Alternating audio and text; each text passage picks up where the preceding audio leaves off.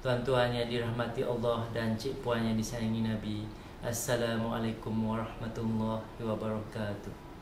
Pada kesempatan yang ada ini, saya ingin mengambil ruang bagi membicarakan tentang topik matlamat raya dari sudut kewangan, ya.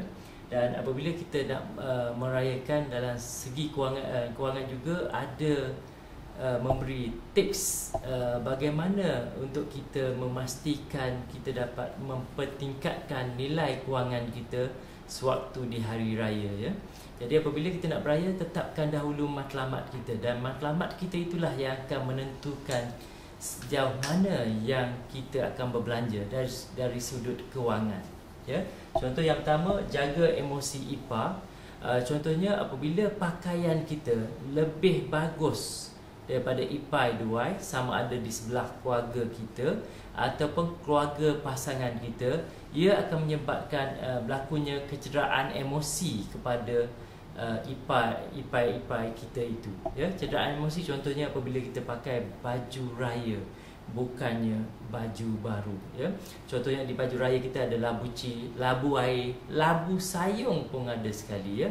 Jadi akan membuatkan IPA iaitu suami ataupun isteri kepada adik-beradik kita ataupun adik-beradik pasangan kita akan merasakan rendah diri, ya.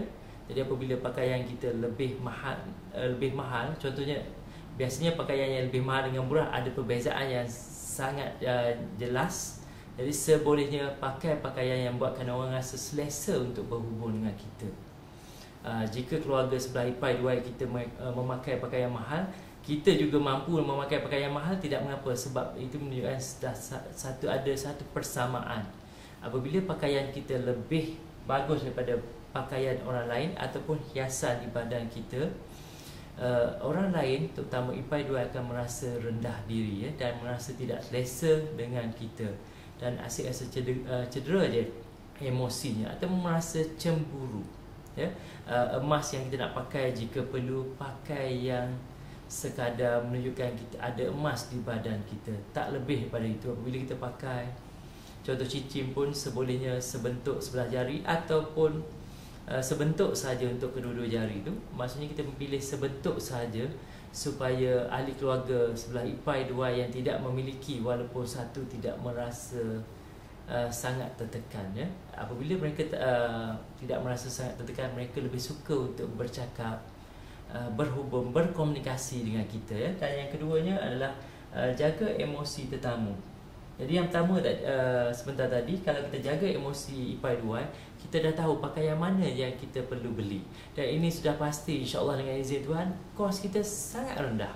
Dan yang keduanya adalah jaga emosi tetamu, di mana apabila kita menyiapkan ruang tamu rumah kita, terutamanya elakkan barangan ataupun hiasan yang berada di dalam ruang tamu kita, termasuk sofa lansir yang lebih tinggi ataupun jauh lebih berharga ataupun lebih mewah daripada tetamu-tetamu yang hadir. Sebab apabila mereka hadir dan melihat rumah kita lebih cantik, lebih berharga, lebih memiliki barang-barang yang sangat mahal pada pemikiran ataupun nilai mereka, mereka akan rasa rumah kita umpama rumah neraka, ya.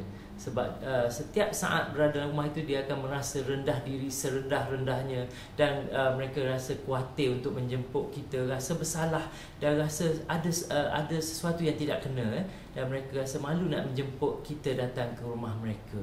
Sebab nanti apa kata tuan rumah kalau tengok sofa kita dah 10 tahun tak bertukar, dah berlubang-lubang lagi, ya. Lansir pun sejak kahwin tak tukar-tukar lagi. Ya, ini semua sebenarnya membuatkan orang tak rasa selesa, dan anak-anak mereka juga nak berlari pun tidak berani apabila terlampau ataupun ada hiasan di atas lantai dan sebagainya.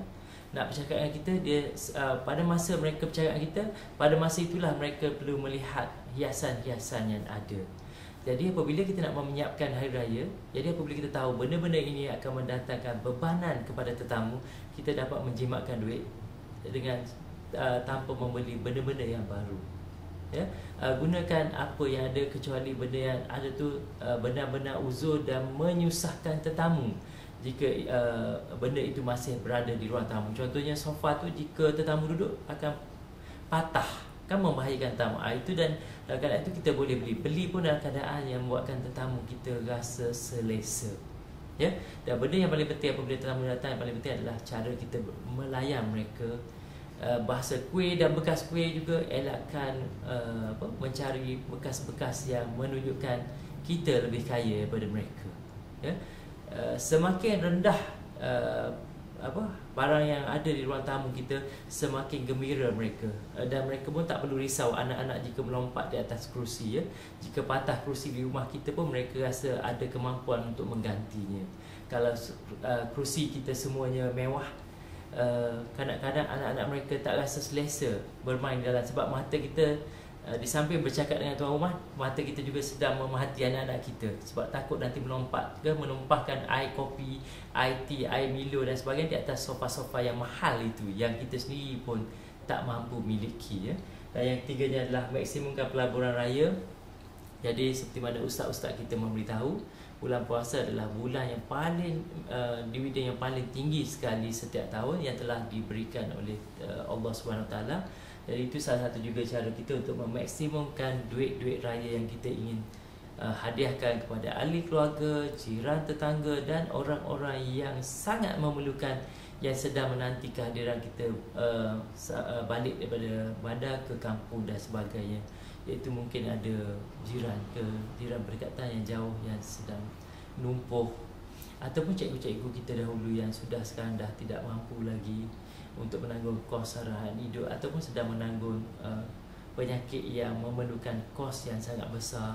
Ada banyak anak yatim yang sedang menanti di luar sana, menantikan duit-duit raya daripada kita, dan kita boleh gunakan duit itu dan memberinya sewaktu bulan Ramadan belum berakhir. Sebab pada 1 Syawal, dividen yang kita dapat daripada Tuhan, bagi setiap duit ringgit yang kita dah infakkan sudah jatuh merudum. Ya, jadi satu caranya adalah dengan satu contoh matlamat raya, jaga emosi ipai dua kita supaya mereka tidak berlakunya kejeraan emosi pada mereka, terutama dari segi pakaian dan hiasan yang ada pada kita, dan juga mungkin kereta kita. Ya, kalau kereta kita tu kereta besar sangat, mungkin kita parking jauh sedikit. Ya, janganlah parking sampai depan rumah betul-betul rumah mak mentua ke bapa mentua kita contohnya, sebab nanti tercedera ipai-ipai yang tidak mampu memiliki ataupun tidak mampu menyediakan kereta yang jenis sama kepada anak-anak mereka. Ya. Yang kedua, jaga emosi tamu, sebab nikmat yang paling yang kita paling suka sekali apabila tetamu rasa selesa sangat berada di rumah kita. Ya.